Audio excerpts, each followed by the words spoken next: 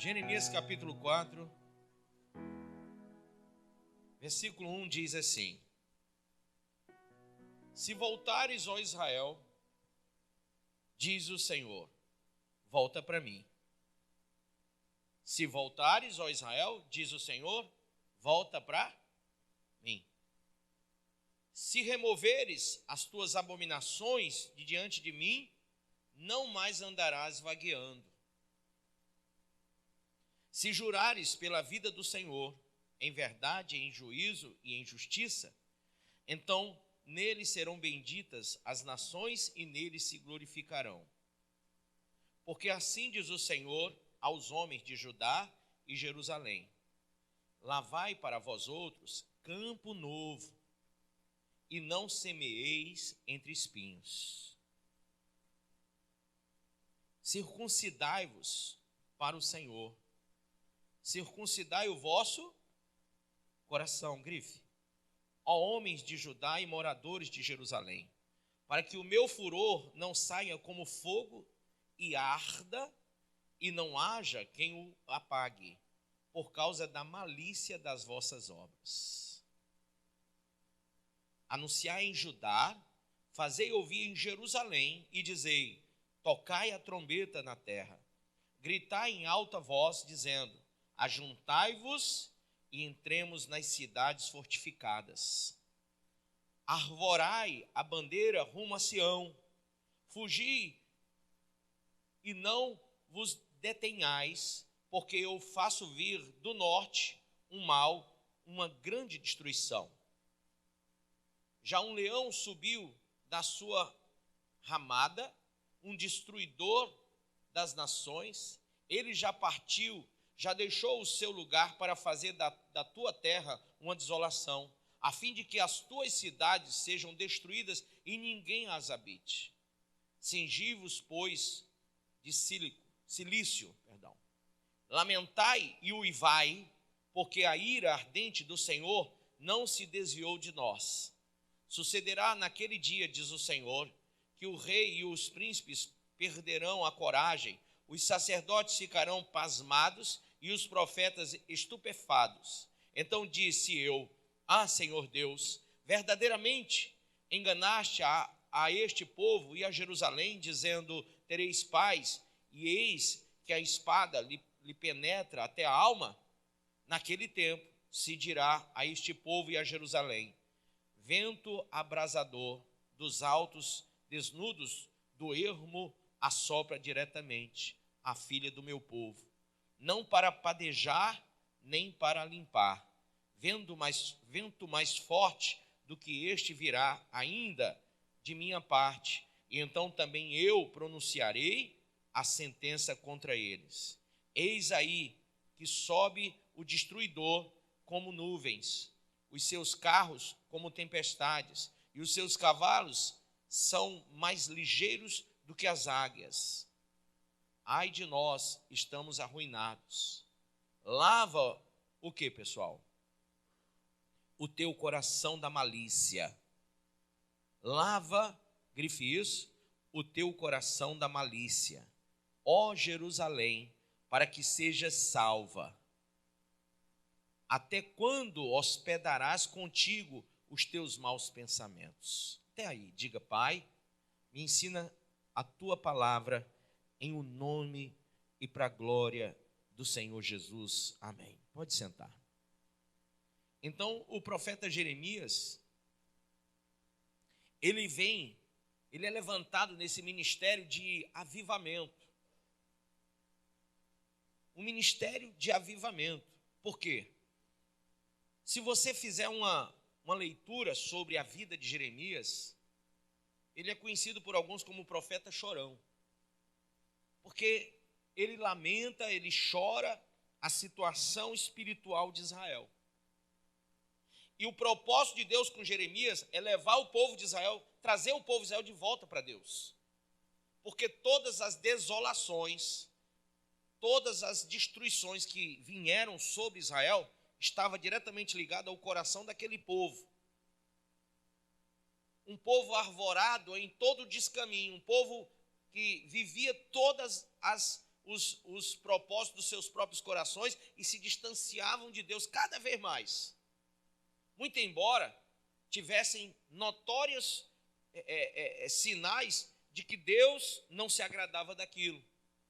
Pela própria situação que eles viviam, pelos cárceres, pelas desolações das suas cidades, pelas percas que eles tinham, tanto no lado financeiro, como também as diversas dominações de impérios sobre o povo, um povo que tinha uma promessa, um povo que tinha uma lei, um povo que tinha os estatutos de Deus. Então, nós até um dia estudamos aqui que estatuto é uma coisa, mandamento é outra e lei é outra. Quem lembra disso? E promessa é outra. Então, eles tinham estatutos, promessas, leis e mandamentos. Eles tinham as 4 coisas, mas, na verdade, eles não tinham coisa nenhuma. Porque, para eles possuírem essas 4 coisas como fato, e não apenas como livro, e não apenas como uma frase dita ou falada por um profeta ou por um levita, um sacerdote, né? A lei, o sacerdote falava a lei, o profeta profetizava a promessa de Deus, né? O rei estatutava a nação, né? Havia estatuto, lei e promessa e mandamento. Os patriarcas receberam os mandamentos do Senhor. Abraão recebeu o mandamento de Deus, né? Jacó recebeu, Isaac recebeu, José foi orientado pelo mandamento dado por Deus. Então todos eles tinham. E Moisés, então, nem se fala, porque os 10 mandamentos, o decálogo, foi escrito pelo dedo de Deus em tábuas e foi entregue nas mãos de Moisés. Mas eles já tinham mandamentos anteriores àqueles 10 mandamentos. Mandamentos que foram, então, postados como lei depois, se tornaram prática religiosa, se tornaram lei no meio de Israel, se tornaram, enfim, eles fizeram uma misturada, né? Então, eles começaram a misturar as coisas. E nessa coisa, nessa disfunção espiritual, nessa descoordenação, nessa falta de coordenação, o que eles alcançaram? Eles alcançaram um distanciamento de toda a compreensão de Deus. Porque no momento que você tem lei, mas você não entende a lei, você desobedece, você se torna fora dessa lei, né? E um fora da lei é preso, é aprisionado. É o que eles viviam, aprisionados pelos os diversos reinos, né? Quando você tem estatutos, mas você não os compreende, você não os pratica. E quando você não põe em prática, você também não está tendo uma coordenação pessoal ou uma coordenação espiritual. Quando você tem mandamentos e você não os pratica, você está em desobediência aos mandamentos. E toda desobediência a um mandamento divino era maldição. Quando você tem promessa, mas você você tem a promessa que está lá, mas você não tem o fato da promessa, porque ela não se cumpre por causa das 3 coisas anteriores: leis não cumpridas, mandamentos não exercidos e estatutos não vividos. Então, essa era a realidade que Jeremias está mostrando. E aí, quando ele diz, se voltares, ó Israel, diz o Senhor, volta para mim. Porque não adianta só você se voltar para o livro da lei, se voltar para o estatuto, se voltar para o mandamento, se voltar para a promessa, como muita gente é voltado para a promessa, quer as promessas de Deus, quer as bênçãos de Deus, porém, não voltou para o Senhor. Primeiramente, o homem tem que voltar-se para Deus, tem que dobrar o seu joelho e reconhecer o senhorio de Deus na sua vida. Começa tudo quando você o chama de meu Senhor e meu Rei, meu Salvador. Quando você começa a colocar essa visão do Deus soberano, do Deus criador, do Deus salvador, do Deus redentor. Quando você tem essa visão de Deus e o coloca na sua vida, na instância que ele merece estar, aí você começa a dizer, bom, já que eu estou declarando que Deus é tudo isso, e todo mundo declara, mas não vive, eu tenho que agora estatutar minha vida, eu tenho que deixá-la coordenada a Deus, eu tenho que ver o mandamento do Senhor para mim, quais são as suas ordens, porque quando a gente pratica a religião, há coisas que são chamadas doutrinas hoje, que no passado eram leis levíticas, lembra disso? Leis levíticas, que coordenavam o sacerdócio, Então, todo o culto a Deus era regido pelas leis dos levitas. É tanto que em Cristo essas leis foram abolidas por causa da nova aliança, né? Mas eles tinham isso como forma. Então, quando você volta-se para Deus, você começa a entender o seu afastamento. Peraí, eu me afastei de leis, eu me afastei de mandamentos, eu me afastei de estatutos e eu não cumpri os mandamentos. Então eu estou totalmente errado. Há uma ausência de Deus na minha vida, não porque Deus se ausentou, mas porque eu me afastei. E quando Israel se afastou, Deus também não pôde exercer nada na vida de Israel. Deus não quis até, não é que não pôde, é que ele não quis. Porque já havia Deus falado a eles que se eles cumprissem leis, mandamentos, estatutos, conforme Deus ordenara, Deus iria abençoar. Se não, não. Se não, seriam amaldiçoados, embora tivesse promessa. Esse é meu povo, povo que se chama pelo meu nome. Mas Deus, o mesmo Deus que chamou esse povo de meu povo e que se chama pelo meu nome, disse, se eles se humilharem, orarem, buscarem a minha face, converterem de seu mau caminho, aí é que eu vou ouvir a prece. Se não, não. Se atentamente ouvir a minha voz, tudo bem, vai ser abençoado. Se não ouvir, vai ser amaldiçoado. Então Deus já tinha mostrado ao povo qual era a forma de serem de Deus. E lá no passado eles não quiseram saber. Todo o Antigo Testamento, Deus está chamando o povo de volta para si. Volta, volta, volta, volta. E o povo ficava indo e voltando, indo e voltando. Ia e voltava, ia e voltava. Conforme o andar da carruagem. Era como? Estava lá no Egito, chibata no meio do mundo, apanhando chicotada nas costas, sofrendo, comendo o pão que o diabo amassou. Oh, Deus, Deus de Abraão, Deus de Isaac, Deus de... Aí começava, clamor. Aí Deus ouve o clamor desse povo, pega Moisés, tira esse povo do Egito, leva para uma terra que mana leite e mel. Quando eles chegam lá, o que é que eles fazem?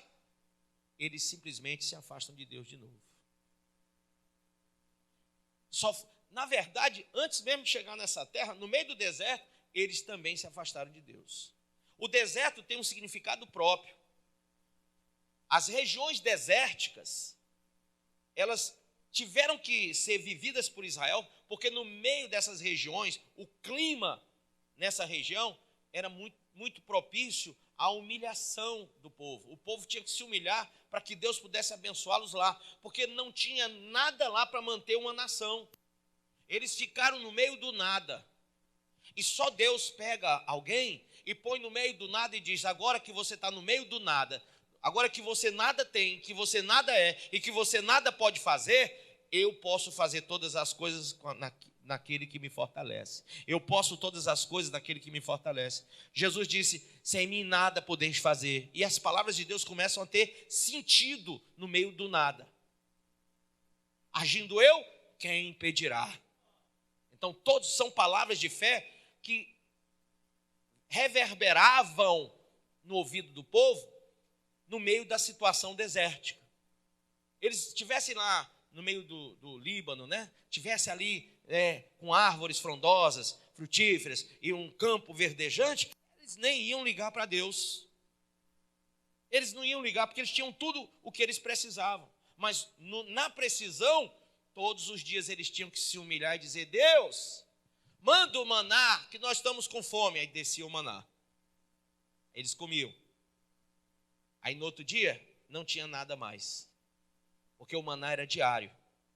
E aí eles tinham que clamar de novo. Irmãos, 40 anos. Presta minha atenção nisso. Por que Deus pegou e fez eles ficarem nessa dependência 40 anos? 40 anos de igreja no deserto. 40 anos de dependência. 40 anos em que eles tinham que clamar para comer, para terem as coisas. Por que Deus fez isso? É porque Deus é mau e levou eles para o local desértico? Não. Deus queria que eles se tornassem uma nação obediente, uma nação fervorosa, uma nação forte, uma nação que representasse Deus, uma nação que se chamava meu povo. povo que se chama pelo meu nome. Então Deus botou eles no deserto para eles se tornarem maduros, espirituais. E Deus não poupou esforço para que isso acontecesse, porque os ensinamentos de Deus já começaram lá no Egito, mostrando que ele era Deus. 10 pragas sobre o Egito. Quero ver se Faraó não vai soltar vocês. Mas mesmo, a Bíblia diz que Deus, ele enrijeceu o coração de Faraó. Exatamente. Deus é soberano, irmão. Ele diz, não solta. E aí manda Moisés dizer, vai lá e diz para ele soltar. Mas Deus já disse, não solta. Porque no plano de Deus, aquele povo não podia sair na primeira praga, no primeiro pedido, na primeira oração, no primeiro clamor. Você imagina se Moisés chegasse lá e dissesse, solta o povo de Israel, solta essa nação. E o Faraó, tá bom, leva, estou nem aí, leva. O que eles tinham aprendido com isso? Nada. Então Deus enrijeceu o coração de Faraó para que eles ficassem naquela, não deixou? O negócio vai pesar, o bicho vai pegar. Agora eu quero ver se Deus é Deus. E Deus foi e mandou a primeira praga, e aí Deus mostrou ser Deus. E Faraó pegou e disse, não deixo. Veio a segunda, Deus mostrou de novo. Veio a terceira, Deus está mostrando de novo. Veio a quarta, Deus está mostrando. Deus está pregando para o seu povo, porque foram 400 anos de escravidão sem poder ouvir quem era Deus. Eles só ouviram falar do Deus de Abraão, mas nunca estiveram realmente um contato direto com esse Deus. Foi só eles clamarem ao Deus vivo e não aos deuses do Egito que a coisa começou a acontecer. Mas Deus tinha que dar primeiro o discipulado. O primeiro discipulado eram 10 pragas lá no Egito. Terminaram as 10 pragas. Terminou meu primeiro discipulado. Discipulado 1, agora vem o discipulado 2. Vai para o deserto. Aqui já começa com a abertura do Mar Vermelho. Amém? Por que clamas a mim? Estende a tua mão, toca com a tua vara esse mar e abre, parte o mar ao meio. E assim Moisés fez. As águas se abriram e naquela hora, qual era a visão de Deus? Era que abrisse o mar? Não. Era que abrisse a mente do povo. É que o coração do povo se abrisse. É que nem o pessoal diz, por que Deus pediu a Abraão o filho Isaque? Deus queria tanto essa oferta? Não, Deus queria o coração de Abraão. E o coração de Abraão estava sendo medido pela oferta que ele estava entregando. Pelo o que ele estava despendendo ou se desprendendo para dar para Deus. Não negaste o teu filho, Isaque. Agora eu sei que tu me temes. Eu conheci teu coração agora com esse sacrifício. Então, quando Deus dá o segundo discipulado, ele começa querendo abrir o coração do povo, mostrando que o mar se abre. Ele coloca colunas de fogo para que esse coração aberto seja aquecido. E ele coloca nuvens sobre a cabeça do povo para que esse coração seja, como diz lá no Salmo 23, né? A minha alma refrigera. Então, para que houvesse refrigério na alma desse povo. Então, aquece, refrigera, quente, frio, aquece e refrigera. Deus mostra, olha, eu quero, nesse segundo discipulado, no meio do deserto, que vocês entendam que eu sou Deus e que vocês não podem e não devem se afastar de mim. E eles passaram toda aquela coisa, codornizes vieram do lado do mar para servi-los, eles viram águas saindo de rochas, eles viram todos uns milagres, né, as vitórias, tudo no meio do deserto. Terminou o deserto, terminou o segundo discipulado. Agora, nesse segundo discipulado, muita gente não pôde seguir o Senhor. Por quê? Porque eles estavam sempre querendo voltar para o Egito. Sempre querendo voltar àquilo que eles viveram antes. E Deus não é Deus desse tipo de coisa. Então, aquela geração passou no deserto. E os filhos deles que ouviram o discipulado, os filhos deles que receberam discipulados, porque tudo era passado de pai para filho, os filhos que viram com os seus olhos o que acontecera naquela geração, entraram na terra com o efeito do segundo discipulado. Qual era o efeito do segundo discipulado? A sabedoria. Qual é o princípio da sabedoria? Temor. Ei, Nós estamos entrando na terra que mana leite e mel, terra prometida a Abraão. Mas essa terra é terra de cão. Opa, terra de cão? É. Tu está indo para a terra de cão, descendente de Noé, filho de Noé. Lá, aquele povo, aquelas nações são amaldiçoadas. De lá, você não vai querer coisa nenhuma. Já começa por Jericó. Não pega nada de lá, porque nada ali é bom. Aí, Acã vai e pega. E Deus faz com que o povo perceba que não estava correto diante dele o que Acã fez. Acã foi destruído por causa do seu erro. E ali vem o início do terceiro discipulado. Quando Deus diz não é não. Quando ele diz sim é sim. Por isso que a palavra do cristão é sim, sim, não, não. Sempre.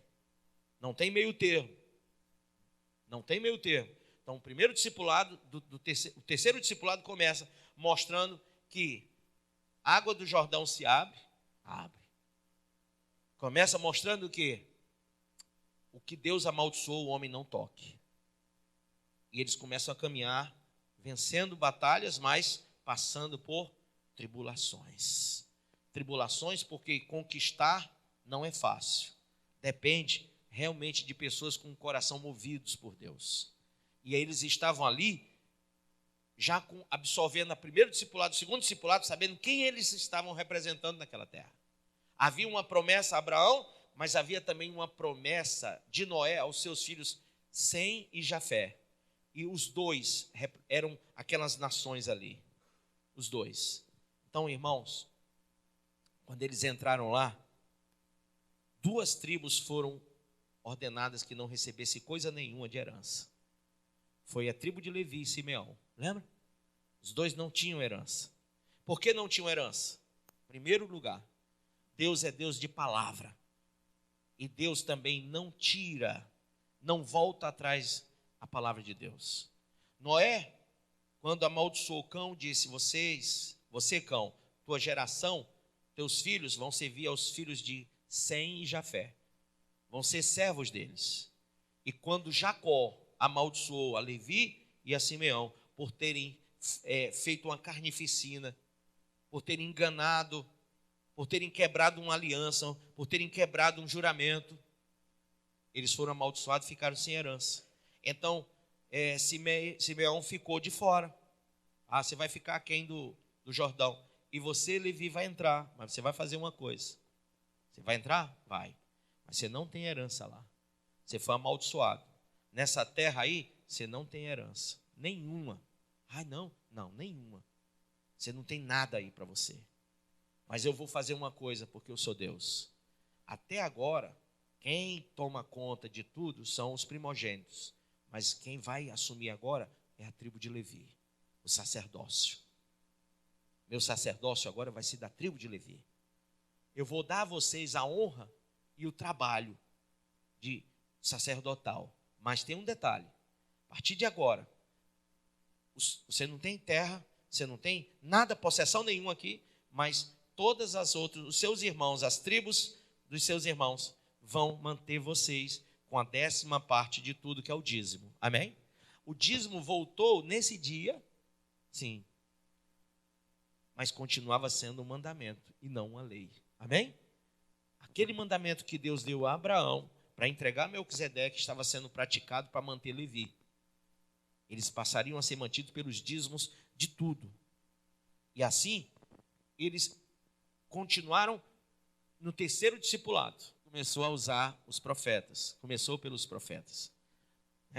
Pegou o profeta Samuel, e outros. Foram surgindo os profetas.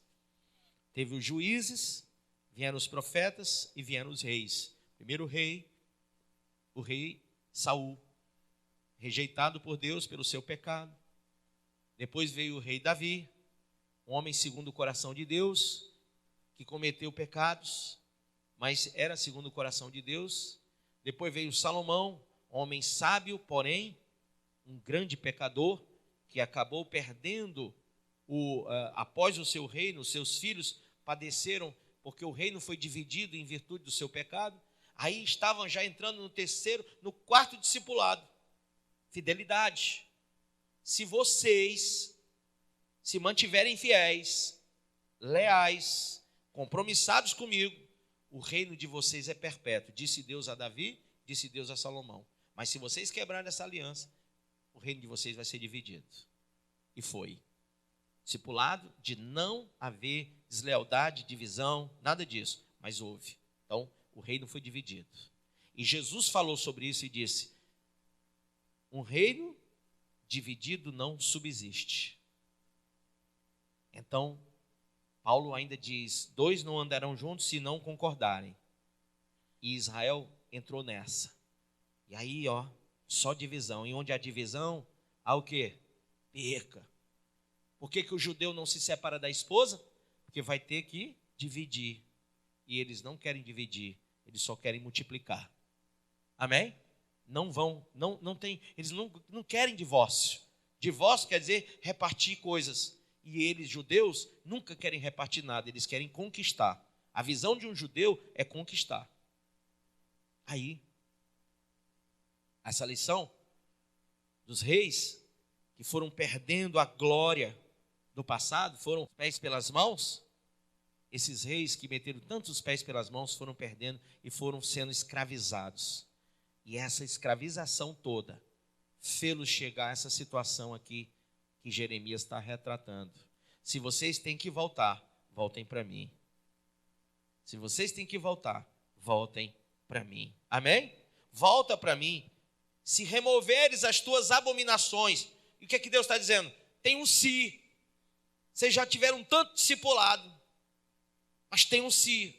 Vocês vão ter que tirar as abominações. Amém? Se vocês removerem abominações de diante de mim, não mais andarás vagueando. Vocês estão vagueando porque vocês se afastaram de leis, mandamentos, estatutos e promessas. Vocês se afastaram de mim. Mas se voltarem, voltem para mim e respeitem leis, mandamentos, estatutos e promessas. Amém? E aí, irmão, eu quero chegar nesse versículo de número 14, como o versículo áureo da minha mensagem. Então, o versículo áureo diz assim, verso 14. Lava o teu coração de quê? Malícia. Lava o teu coração da malícia, ó Jerusalém, para que seja salva. Essa não é uma palavra qualquer, ela vem de um profeta. Quem crê que a palavra de Deus é atemporal, levanta a mão. Então ela não é só para esse momento aqui de Israel, ela vem ecoando, reverberando de geração em geração, de nação em nação, de reino em reino, de povo em povo, e vai chegar até os cristãos do século 21. Que por mais que tenham tido todo o discipulado de Cristo na cruz, dos apóstolos em seu testemunho de vida, de sacrifício pessoal, que a igreja primitiva passou para suas gerações, apesar de todo o sistema neotestamental, doutrinário, apesar de toda a historicidade bíblica, do Gênesis até o Apocalipse, de toda a revelação, seja profética, seja histórica, seja alegórica, seja como for, tudo que vem de lá, a igreja do século 21 está desviada, afastada da palavra de Deus. E olha que a palavra de Deus na época do povo lá, escrita, ela era muito rara. Poucos podiam mantê-la, estar com ela nas mãos. Sacerdotes manuseavam pergaminhos. Mas Deus, Ele utilizou no período medieval da igreja, sacerdotes para entrarem, serem introduzidos pelos muros da igreja romana, a fim de avocar a palavra que lá estava. Essa palavra não podia ficar em quatro paredes, ela tinha que ser tirada de lá e ser transmitida ao povo. Mas antes que ela fosse queimada, porque os pergaminhos iam ser queimados, a igreja romana não queria que todos soubessem que todo aquele sistema de cobranças injustas que eles praticaram, as indulgências, aquilo tudo estava sendo imposto como mandamento, lei, como estatuto e como promessa ao povo. Porque o povo não tinha acesso à palavra, então eles criam no que os sacerdotes romanos falavam. Deus usou homens para entrarem lá, e lá dentro dos muros da igreja, se converterem, foram visitados pelo Espírito Santo, amém? E o Espírito Santo usou esses homens para traduzirem e arrancarem, saquearem do inferno, daquelas quatro paredes, de uma denominação romana e não cristã, envolvida com um paganismo disfarçado e não com o cristianismo que foi pregado pela igreja primitiva. Então Deus faz com que eles saqueiem, com que eles arranquem daqueles muros a palavra, já traduzida e já transmitida ao povo em letras. E isso custou a vida de vários homens que foram esquartejados, que foram degolados, que foram queimados vivos, para poder essa palavra, esse estatuto, essa lei, esse mandamento, essa promessa, chegar aqui na sua mão. Ela chega aqui com um preço de sangue, com muito derramamento de sangue. Essa palavra que é todos os dias aviltada novamente, porque os homens não se achegaram ao Deus dessa palavra. As pessoas, elas conseguem até frequentar uma igreja, mas elas não conseguem chegar em Deus. E por isso o coração delas é um coração turbulento, inconstante.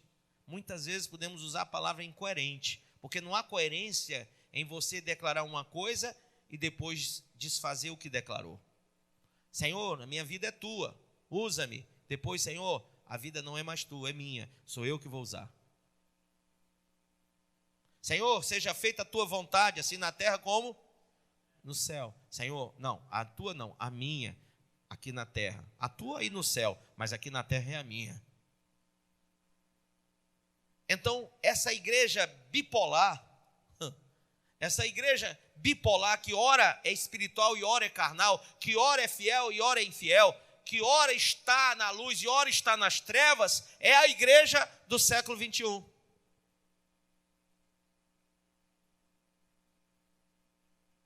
E dela o apóstolo Paulo falou que haveriam muito choro, muito ranger de dentes. Por quê? Porque essa é a igreja do último discipulado. É a igreja da última hora. É a igreja do último momento. É a igreja que não está mais na nuvem do refrigério e nem na coluna do fogo. Não é mais quente nem fria. É uma igreja morna.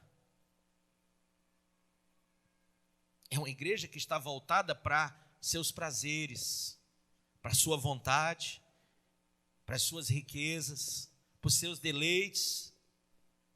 É uma igreja que não está ligada a Deus e ao trono da graça, mas tão somente a si mesma. E essa igreja do século 21, Paulo disse a Timóteo, buscarão e cercar-se-ão de mestres conforme suas cobiças, não mais conforme a minha palavra. Mas tu, disse Paulo, sê sóbrio. Ser sóbrio. Você que é cristão hoje tem que ser sóbrio. E você tem que combater o bom combate.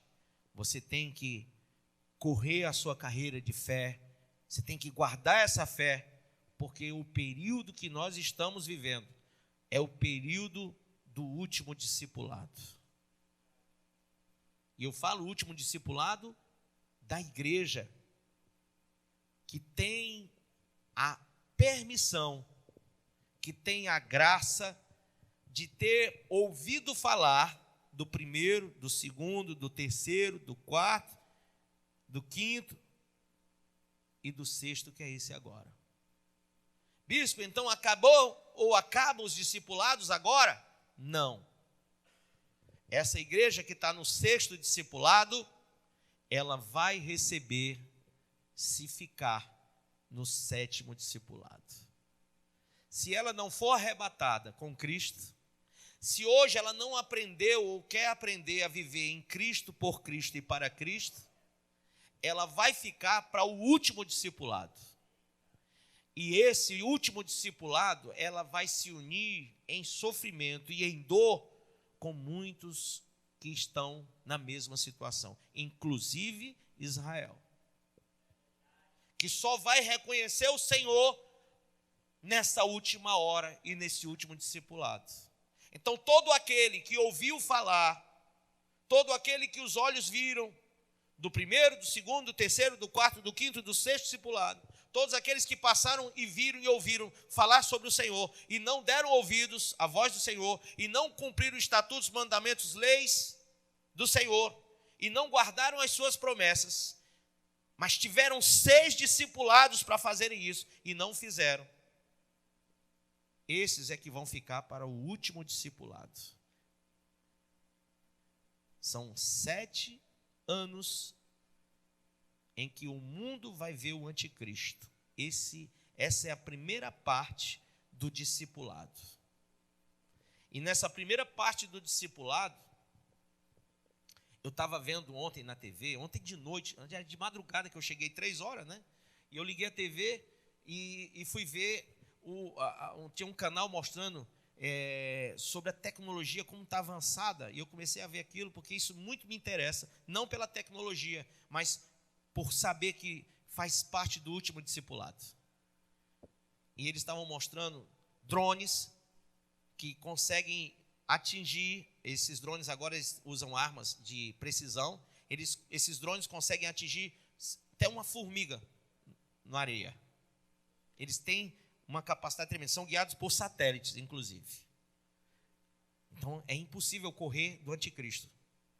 Aí comecei a ver que nossa carteira hoje, de identidade, CPF, tudo vai ser trocado por uma identidade, a princípio, celular.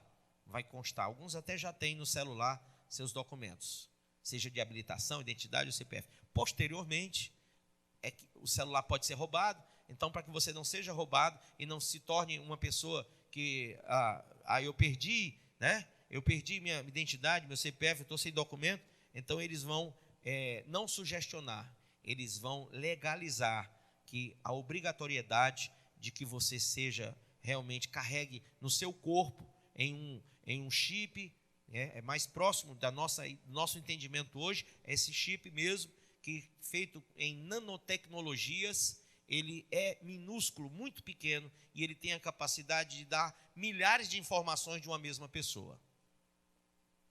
Então, estava vendo tudo isso e percebendo que o início de tudo, do 7º discipulado, vai ser a expansão de uma forma absurda da tecnologia. Isso já começou, já está em disparada, mas vai ser muito mais forte do que você imagina. As pessoas hoje estão afastadas, isso é uma jogada de Satanás muito, muito forte. As pessoas estão afastadas dos templos, porque elas conseguem assistir a palavra pelo celular. Então elas estão sendo dissociadas do local de culto a Deus, de celebração de culto a Deus. Elas já estão sendo dissociadas do lugar de adoração. Essa é uma armadilha. Bispo, por que o senhor então não para de transmitir essa palavra, já que o senhor não quer que o povo se afaste? É que eu não posso impedir que venha o 7º discipulado. E a Bíblia deu uma ordem a mim que eu pregue a todo mundo o evangelho. De forma que, apesar de ser um canal de dissociação, de afastamento da igreja atual, também é um lugar de pregação para aqueles que nunca ouviram a palavra de Deus ou que precisam ouvi-la de alguma forma. Cabe ao povo de hoje ser prudente. Mateus 25 fala da mulher prudente, das virgens prudentes. elas têm que ser prudentes ao ponto de perceberem os sinais do tempo. Como os magos viram os sinais do tempo e chegaram até Cristo, você vai ter que ver os sinais dos tempos. E que eles são sinais finais, para que você hoje tenha a prudência de chegar até Cristo. O sétimo período, ou o sétimo discipulado, inicia-se-á com o advento de toda essa tecnologia e essa dimensão política globalizada, onde um líder mundial será eleito. Isso não está difícil de acontecer. Não está. Com toda a classe política totalmente empolvorosa, alguém vai assumir para botar a casa em ordem. Então, iniciar-se-á esse período de discipulado daqueles que ficaram. E aí, nós temos o entendimento sobre 3 anos de paz, 3 anos e meio, e 3 anos e meio de tribulações horrorosas. Depois, quem restar desse período, quem restar aí não é muita gente, vai ter um milênio em Cristo. Que também eu digo a vocês, se aqueles que ficarem conseguirem chegar lá, porque durante 7 anos o anticristo vai fazer de tudo para matar todos aqueles que podem e querem não negar a Deus. Aqueles que não vão receber a marca vão ser mortos, perseguidos e mortos. Você imagina num mundo como hoje, que eu já não consigo. Para onde você vai, o pessoal diz para você assim: você vai comprar na Americana, eles dizem CPF. Você vai no posto de gasolina, você tem o DOTS. E hoje, toda vez que você compra, você está atualizando a sua posição no mundo todo. O seu celular tem um localizador, além do chip, que já é localização, já dá a localização, ele tem um sistema de localização que, se você deixar ligado, seu familiar sabe onde você está. Não é assim? É um GPS, né? Mostra tudo, mostra para onde é que você vai e também mostra onde é que você está. Então, você hoje está sendo visto, até mesmo quando o seu celular está desligado. Eu estava vendo uma entrevista sobre o celular, que ele desligado tem tanto áudio como vídeo. Incrível, né? Alguém está vendo o que eu estou falando? Estou nem aí. Alguém está vendo o que eu estou falando com ele desligado. Outras empresas ligadas ao anticristo, eu sei que elas estão, você está com esse aparelho desligado, mas ele está gravando e transmitindo onde você está e o que você está fazendo. A sua TV de LED, começou com plasma, agora é LED. TV com toda uma tecnologia nova, agora tem a TV de LED, que você liga ela e desliga com sua voz. Ela tem sensor de voz. Que incrível isso, né? Mas isso aí já está no mercado lá no Japão e outros países há muito tempo. Só aqui que está chegando agora. E essa TV, ela também mostra onde você está e o que você está fazendo. Tá?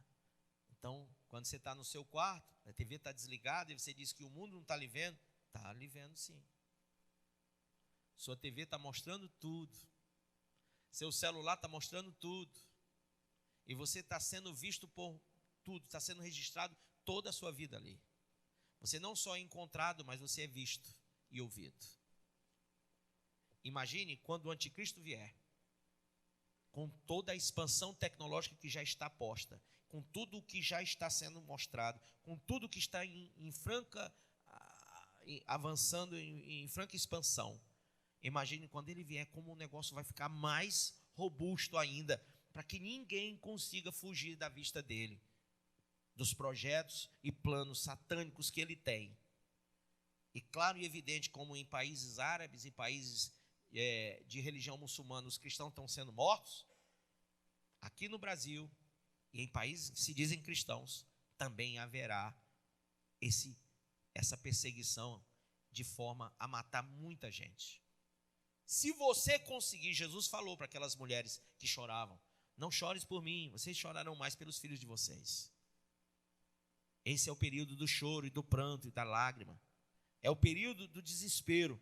3 anos e meio de muita mortandade. Quem passar, quem viver, todos aqueles selos que serão abertos, eu não vou falar todos agora quem são, porque é muita coisa. Mas eu digo a vocês, quem passar por tudo isso e viver, vai ter 1000 anos nessa segunda parte do primeiro discipulado, do 7º discipulado, onde terá 1000 anos com Cristo. E aquele milênio passará. Durante um milênio o diabo estará preso, aprisionado. E posteriormente ao milênio será solto e convencerá muitos contra Cristo novamente. E muitos se voltarão contra Jesus naquele período pós-milênio.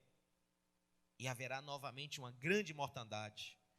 E o diabo será lançado finalmente no lago que arde com fogo e enxofre. Ele será o primeiro morador, junto com o anticristo e os falsos profetas. Serão lançados lá. Não tem ninguém lá hoje, mas serão os primeiros de lá. E depois deles, todos aqueles que amaram e cometeram a mentira, todos aqueles que cometem a prostituição, a lascívia, crentes que hoje a gente diz, não põe seu corpo à mostra, não fica fazendo isso no Facebook, não, irmão, não fique fornicando, prostituindo, adulterando, mentindo, roubando, matando. Olha, irmão, presta atenção, não é homofobia, é que a Bíblia diz que aqueles que praticam o sodomismo, o gomorrismo, não herdarão o reino dos céus. Todos aqueles que têm essas práticas, os bebarrões, os avarentos, os ladrões, aqueles que negam o dízimo e a oferta da casa de Deus são chamados de ladrões e avarentos. Os cães, quem são os cães? Cães não é cachorro, não é um vira-lata, ou um Doberman, ou um pitbull, não. Os cães são aqueles que cuspiram ou que pisaram na cruz de Cristo. Tiveram acesso ao Santo dos Santos, mas rejeitaram. São chamados hoje por nós de quem? Desviados. São chamados desviados. E até tem gente que diz, eu não gosto que me chame de desviado. Não gosto. Amém. Mas essa palavra é a palavra mais suave para chamar você de cão. Entendeu? Você que desvia, você é chamado de cão na Bíblia. É um dos cães. E tem um detalhe para eles. Assim como os filhos de cão não tiveram herança naquela terra, mas perderam tudo, os cães, que são os desviados, também perdem tudo. Não têm direito à salvação e nem às mansões celestiais, ao reino de Deus eterno. A sua eternidade, eles não têm direito. São os cães. Então, todos esses serão lançados no lago que arde com fogo e enxofre, nessa segunda parte do 7º discipulado de Deus. E aí, nessa última parte, pós-juízo, pós-trono branco, haverá então novo céu, nova terra, para aqueles que realmente reconheceram estatutos, leis, mandamentos e promessas. Esses que guardaram no seu coração, que deixaram suas lâmpadas acesas e que guardaram o azeite. Esses que não perderam a promessa, nem deixaram de se estatutar de acordo com a orientação de Deus, que não deixaram de cumprir conforme o mandamento do Senhor. Esses que andaram nas leis morais, espirituais do Senhor. Esses que não se afastaram de Deus, irão passar a eternidade com Ele, para a glória de Deus Pai, de Deus Filho e de Deus Espírito Santo. Você acabou de ouvir essa poderosa ministração da Palavra de Deus. Eu creio que sua vida foi abençoada. Eu quero que você ore comigo, profetizando sobre a sua vida a salvação que vem de Cristo Jesus. Ore conosco. Deus Pai, em nome de Jesus, nós te agradecemos por esta palavra e que o Senhor possa abençoar a vida de cada um que nos viu, que nos ouviu nesse dia. Deus Pai, em nome de Jesus, que esta pessoa esteja agora entregando a sua vida, recebendo a salvação que vem do Senhor. Pois assim, Pai, nós profetizamos salvação, cura, libertação, em nome do Pai, do Filho e do Espírito Santo de Deus. Amém.